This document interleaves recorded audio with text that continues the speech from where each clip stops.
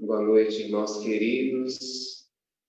Que Jesus nos abençoe, que Jesus nos abrace e abrace a todos que já estão conectados, a todos que vão se conectar, aqueles que não poderão, e todas as suas famílias, todos os seus lares. Nós hoje vamos dar sequência à divulgação do Evangelho. E nessa divulgação, pela primeira vez, estamos fazendo agora com a nossa irmã Leila, que vai fazer a palestra dessa noite. Ela está na sua residência. Nós aqui no centro trabalhamos em função de plantão, apenas para atender eventuais casos que necessitem de amparo, de socorro, de conversa, de passe. Então, nós estamos aqui. Então, tudo é novo, tudo vai se modificando, a gente precisa ir se adaptando. E as nossas atividades ainda continuam da mesma forma, ou seja, na segunda-feira os nossos estudos continuam à distância, continuam online. Se alguém tiver interesse e ainda não participa, coloca no comentário, pode entrar em contato mais tarde. Bom? As quartas-feiras são as palestras e a evangelização infantil. A evangelização continua sendo à distância também. Nós estamos com uma saudade imensa das crianças, mas a evangelização continua, não pode parar. E é através dessa vontade, dessa determinação, que a gente vai dar continuidade ao nosso Evangelho. Então é isso, os recados são esses. E nós vamos, nesse momento, dar início através da nossa prece. Pensemos em Jesus, o nosso mestre, o nosso grande amigo, aquele que vai chegar próximo a cada um desse momento, aos seus lares, seus familiares, conectando o seu amor através de todos nós. Mestre querido, ajuda-nos, Senhor, a superar esse momento com perseverança, com carinho, com muito amor. Mestre amado, queremos te agradecer por essa oportunidade de aqui estarmos, mais uma vez, para refletirmos sobre o teu Evangelho. E é dessa forma que nós envolvemos com muito carinho, com muito amor, a nossa irmã Leila, que é responsável em trazer a elucidação do Evangelho desta noite sublime. Que teu amor bendito continue a nos envolver, acalmando os nossos corações, iluminando-nos, para que tenhamos o entendimento necessário para as nossas vidas. E que assim seja.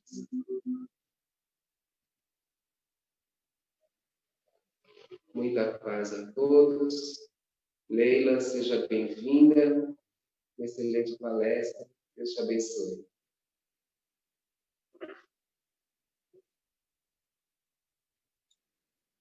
Boa noite, gente. É um desafio muito grande falar com as pessoas sem ver as pessoas, sem sentir as pessoas, mas é um desafio que a gente precisa vencer, como tantos outros que a gente tem presenciado nos dias de hoje, vivido nos dias de hoje. Mas vamos para mais essa, e quem sabe a gente aprende mais uma lição e consegue se superar fazendo coisas novas. Nós hoje falamos sobre a 15ª epístola de Paulo aos Éfesos. Fortalecei-vos no Senhor. O Paulo, depois daquele episódio na estrada de Damasco, onde ele viu e sentiu a presença de Jesus, e a partir dali se transformou numa nova criatura, num novo homem, ele saiu em busca de trabalho, de recuperar o tempo perdido e fazer pela humanidade as coisas que até então ele não tinha feito, porque ainda não tinha despertado para isso. A partir do momento que ele desperta para isso, quando ele fala, Senhor, o que queres que eu faça? E ele se levanta e sai em busca de fazer alguma coisa por aquele Cristo que ele acabara de conhecer. O Paulo sai pelo mundo, ele anda boa parte do mundo conhecido, naquela época, e ele, por onde vai, funda as suas assembleias, as igrejas. E essas igrejas ele ficava durante 1, 2, 3 anos, 4 anos, e seguia em frente, e passava a administrar os problemas resultantes da sua ausência através das cartas. E nas cartas de Paulo, a gente pode tirar muito do pensamento dele. A gente não pode esquecer que Paulo, ele era um tribuno, ele era um homem da lei, ele era judeu, e ele tinha ainda dentro de si muito da tradição, muito do pensamento judeu da época, mas ele procurava transformar isso através do conhecimento do Cristo e da vida espiritual. A partir daí, o Paulo transforma não só a si mesmo, mas a muita gente. E no livro, na Bíblia, tem muitas cartas de Paulo, quando ele administra as igrejas, ele conversa com todos, e de lá a gente pode extrair, das cartas, a gente pode extrair muita coisa que serve para nós, serve para a humanidade, até hoje, como um norte, um rumo, um destino. Nessa 15ª carta aos Efésios, o Paulo comenta, ela foi escrita mais ou menos entre 61 e 62, segundo os historiadores da Bíblia, e ele esteve lá 10 anos antes, e ele saiu de lá, ele ficou 3 anos, fundou o núcleo, saiu de lá, deixou o Timóteo, né? O Timóteo era muito jovem, ele encontrou com ele quando esteve em Listra, e o Timóteo se apaixonou pelo trabalho de Paulo e seguiu junto com ele, tanto que ainda muito jovem ele já liderava aquela comunidade. E ele ficou lá e relatava os problemas a Paulo, por cartas também.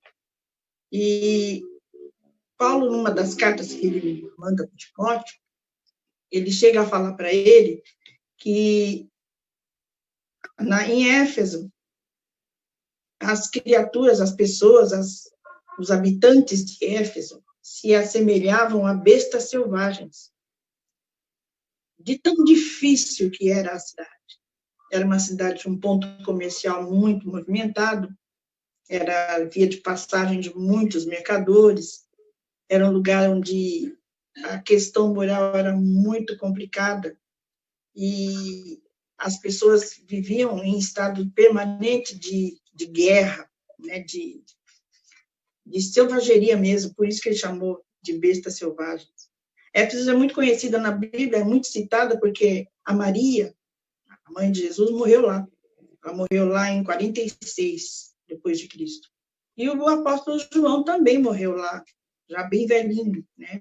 Depois que ele saiu da ilha, ele foi desencarnar em Éfeso. A carta aos Efésios, ela é considerada a mais importante pelos estudiosos da Bíblia, pelo conteúdo que ela traz como referência histórica. Dá para tirar bastante coisa. E o tema central nessa carta é o ensino moral de Jesus.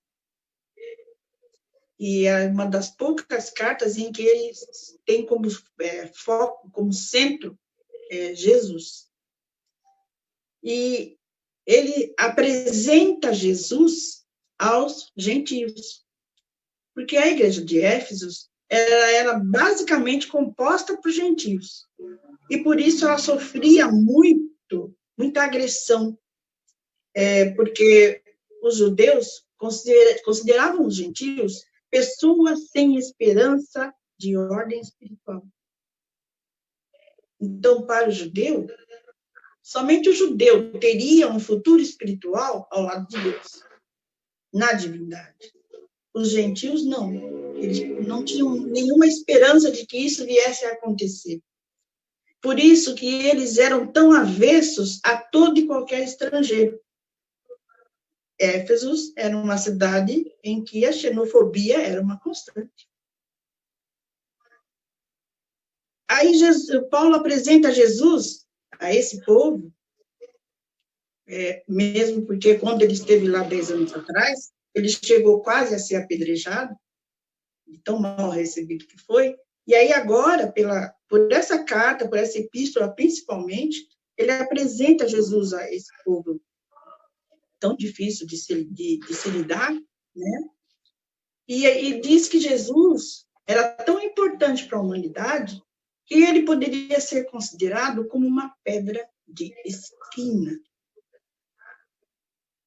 Pedra de esquina, no linguajar daquele povo, naquela época, era a principal pedra que mantinha a quina de uma propriedade, de uma construção. Então, era uma pedra angular. E ele apresenta Jesus como pedra de esquina de uma construção da humanidade. E o primeiro alerta que ele faz nessa epístola é de que eles não deveriam se deixar enganar como meninos por homens com astúcia que enganam fraudulosamente. Ele alerta sobre as influências materialistas, porque ali já há notícias dentro daquela comunidade de criaturas tentando arrancar daqueles poucos devotos, vamos dizer assim, daqueles poucos que ainda tentavam entender as coisas do espírito, arrancar bens materiais.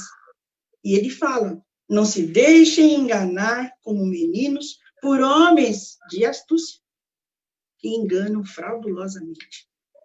Ele já alerta sobre coisas que a gente talvez até tenha se acostumado a ver, né? Aqueles que abusam da fé inocente, daqueles que precisam de algo em que se apoiar, em algo em que acreditar. Nessa carta também ele fala aquela famosa frase que a gente viu muito falar e às vezes não entende nem de onde vem, né? Agora sois luz, então andai como filhos da luz. Quer dizer, A partir do momento em que nós aprendemos, que nós tomamos conhecimento, que nós recebemos o ensinamento da diferença entre a treva e a luz, nós precisamos andar como filhos da luz. Porque nós não temos mais a nosso favor a ignorância. A partir do momento que eu sei que uma doença mata, eu não posso, se é que eu aprendi tudo, mas me sujeitar a transmitir ou ser acolhido por essa doença. Porque eu sei que ela mata. Então, eu não tenho a meu favor o atestado de ignorância. Ele fala também nessa carta, desperta tu que dormes, levanta-te dentre os mortos, e o Cristo te esclarecerá.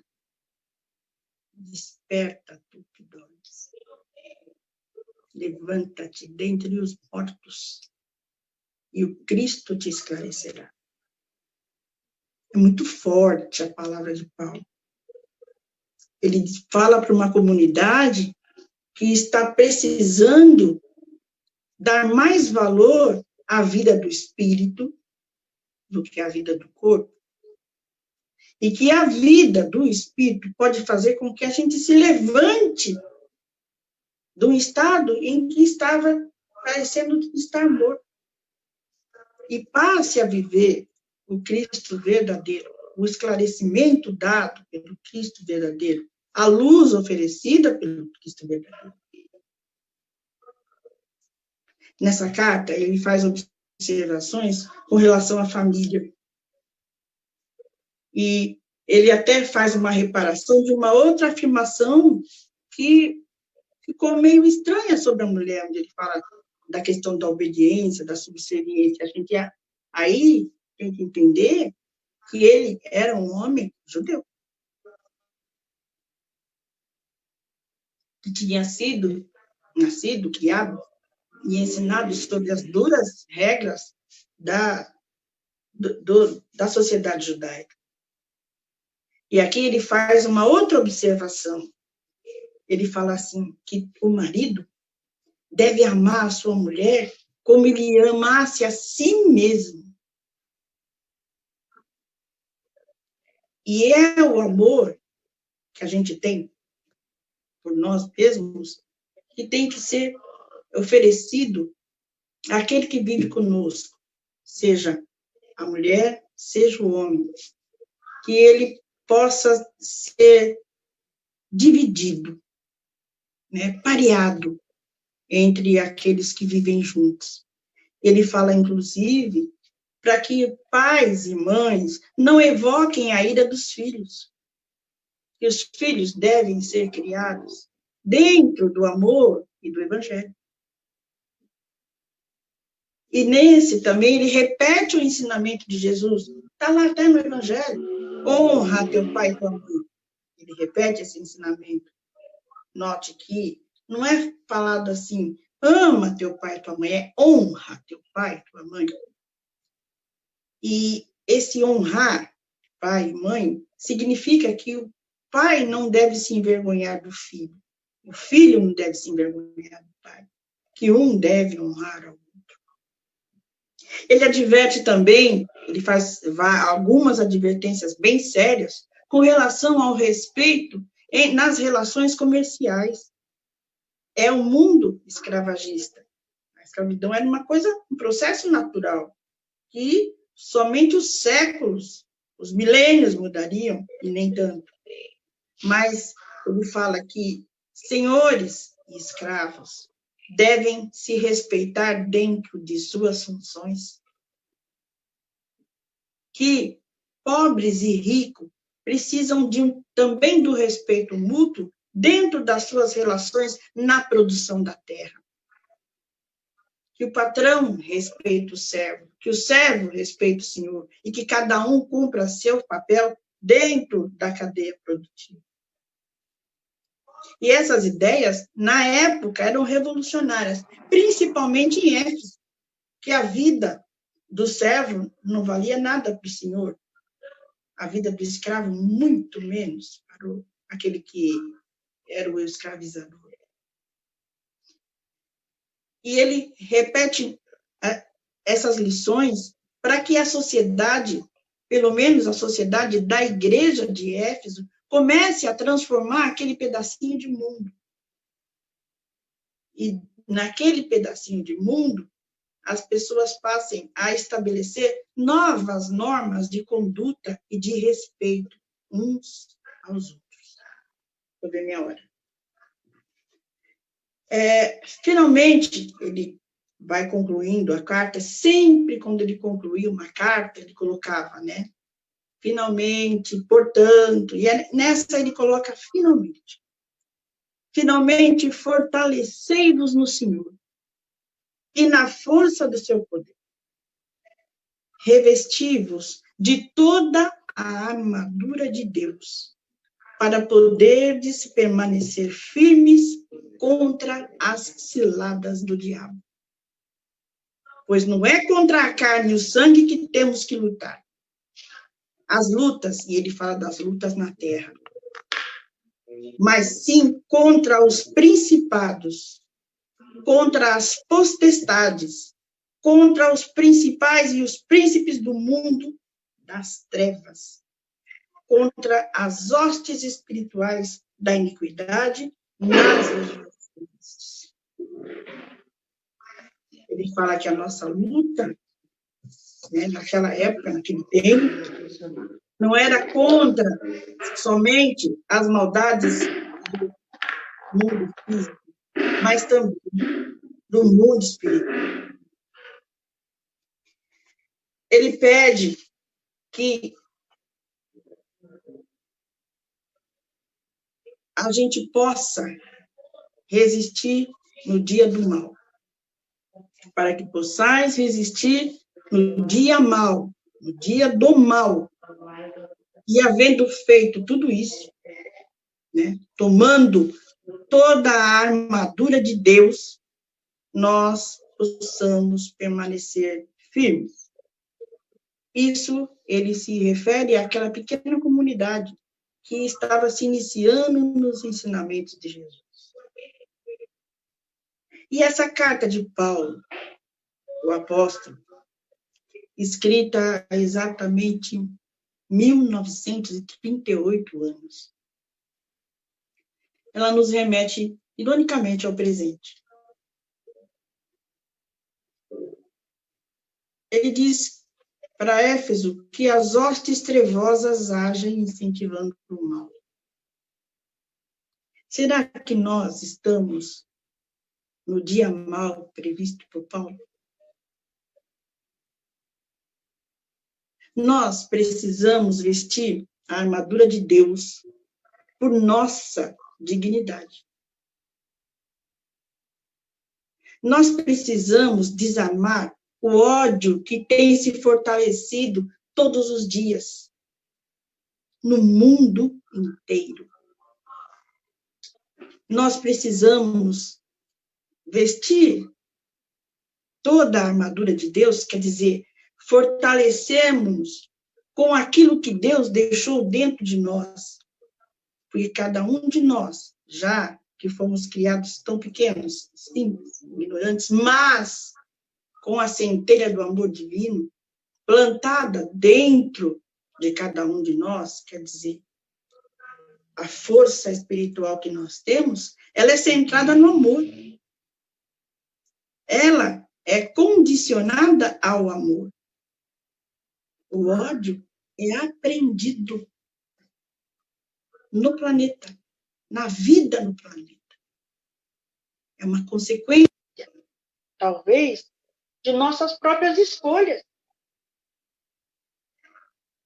Será que nós estamos no dia mal previsto por Paulo? Então, se nós estamos vivendo, talvez, da mesma forma como viviam as criaturas em Éfeso, nós precisamos dessa armadura para que a nossa dignidade se faça prevalecer sobre os maus instintos, sobre os maus pensamentos. Nós precisamos desarmar o ódio que tem se fortalecido nos crimes de racismo, por exemplo, quando a gente não pode mais respirar. Nós precisamos vestir a armadura de Deus contra a injustiça presente em todos os dias que a gente vê, porque a comunicação, hoje em dia, ela é muito ágil, ela é muito rápida. O que aconteceu há um minuto do outro lado do mundo já está nas redes sociais nesse exato instante. E nós já sabemos, temos a informação, e isso desperta em nós, muitas vezes, sentimentos tão ruins que nós nem imaginávamos que éramos capazes de sentir. E é para isso que nós temos que nos revestir com essa capa, com essa armadura dada por Deus, para que nós, espíritos, sejamos fortalecidos para não rebater tudo isso, para não nos fazer mal. Porque o ódio faz muito mal para quem odeia e também a quem é odiado. Mas talvez o mal a quem odeia seja maior ainda. Danifica por dentro, danifica o coração, danifica o pensamento, danifica tudo. O nosso corpo físico fica prejudicado quando nós sentimos ódio. E aí nós precisamos nos vestir com essa armadura. Fazer em torno de nós um campo de força que evite com que a gente tenha sentimentos ruins, tão ruins. O menino preto é abandonado no elevador e despenca 9 andares abaixo.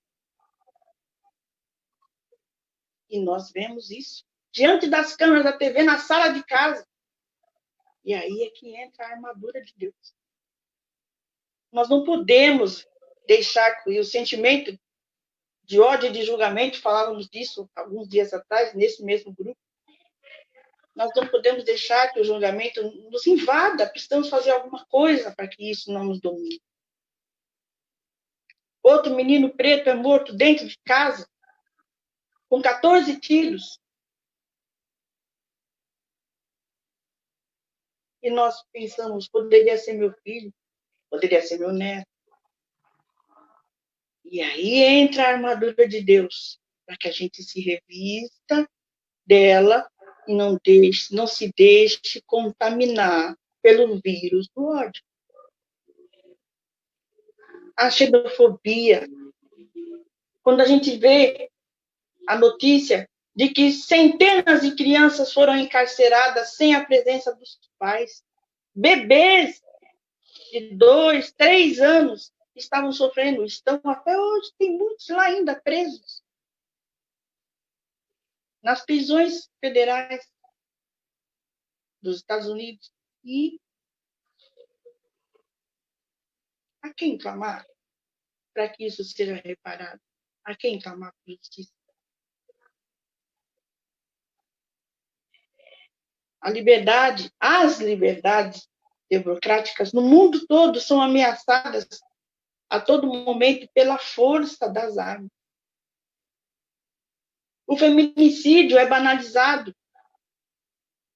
A homofobia, a transfobia. Ainda ontem, uma travesti foi assassinada a pauladas no meio da rua, sem que houvesse reação nenhuma. O simples fato de ter a sua escolha de vida. Nós precisamos da armadura de Deus para podermos ter força para lutar contra a fome, a solidão e o vírus que mata tantos. Não é um vírus só, são muitos. Nós precisamos educar os nossos meninos e as nossas meninas para que eles vivam num mundo diferente, para que eles tenham pensamentos diferentes com relação ao outro, com relação ao comportamento e à escolha de vida do outro, com relação à raça, à religião, à crença do outro. Nós precisamos, por isso eu acredito muito na educação, porque aquele que já está pronto, que já está adulto, é muito difícil, talvez impossível transformar, mas a criança eu consigo evangelizar, eu consigo educar, eu consigo fazer com que ela pense diferente. Porque o ódio se aprende, a maldade se aprende, mas o amor também. O amor também. nós precisamos despertar dentro de nós a chama divina, colhida no colo de Deus. Porque nós fomos criados para o amor. Nós fomos feitos para o amor. E precisamos resgatar isso que se perdeu em algum momento. Há aí um elo perdido, em que há pelo menos uma década vem aumentando, mas talvez agora tenha chegado a hora dessa transformação acontecer. Nós precisamos da armadura de Deus para que nós possamos vibrar justiça por Marielle, por Miguel, por Floyd, por Ágata, por nós, pelos nossos filhos, por todos aqueles a quem amamos e por aqueles que nós ainda teremos que aprender a e despertar novamente o amor puro e verdadeiro dentro de cada um. Que nós possamos seguir adiante, perdoando, amando e servindo com Cristo, para o Cristo e pelo Cristo de Deus, pela graça de Deus. Boa noite a todos.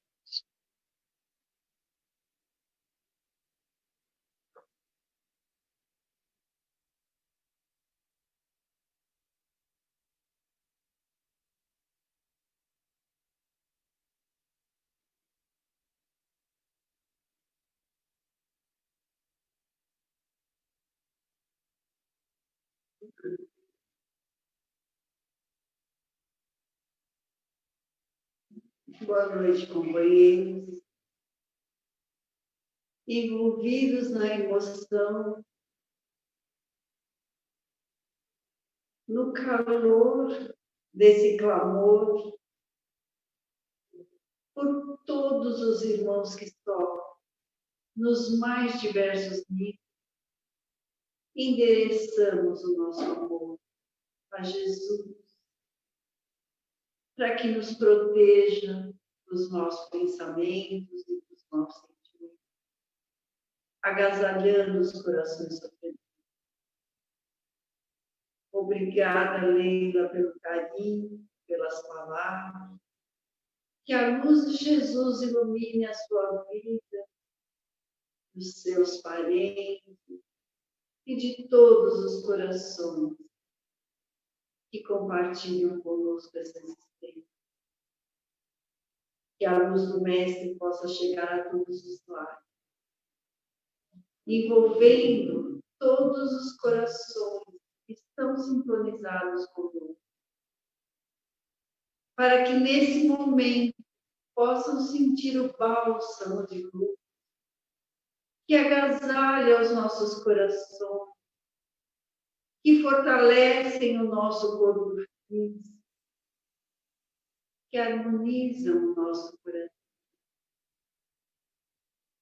Envolve, Jesus, no seu amor, os nossos lares, os nossos familiares, os corações que amamos, aqueles que ainda vamos aprender a amar,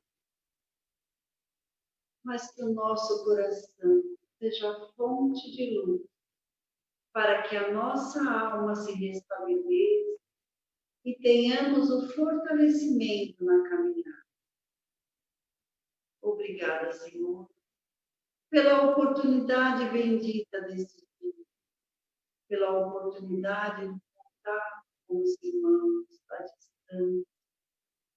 Que a paz de Jesus nos abençoe e nos permita estar aqui na próxima semana.